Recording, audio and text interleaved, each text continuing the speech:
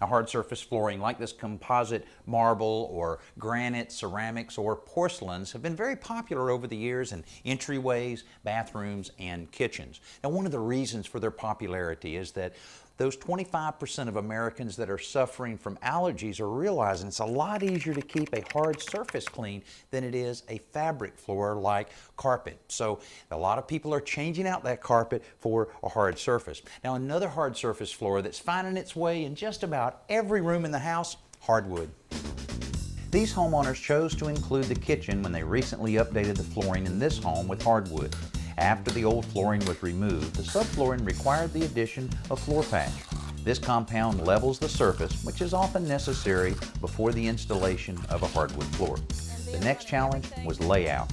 With a wood plank floor, you have to choose which direction you want the boards to run. And here it seemed that parallel with the hall made the most sense.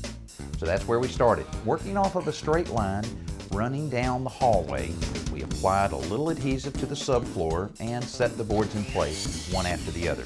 Each board was tapped up tight against the previous one, so there were no gaps, and the inseams of each row were staggered for a more random look. To finish it off, we installed quarter-round molding that was stained to match the floor all around the perimeter.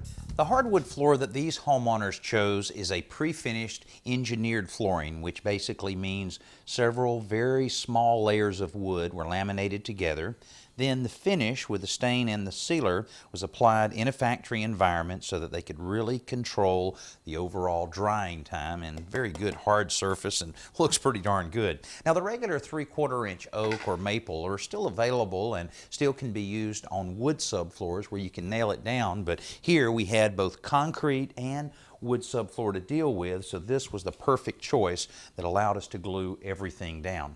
Now, even with a hard surface floor of any kind, you have to keep it clean, so a fair amount of damp mopping will be necessary, but also it's a good idea to run a very good, strong vacuum cleaner over it from time to time to really pick up any of the sand or any of the dirt that might be down in the cracks and crevices.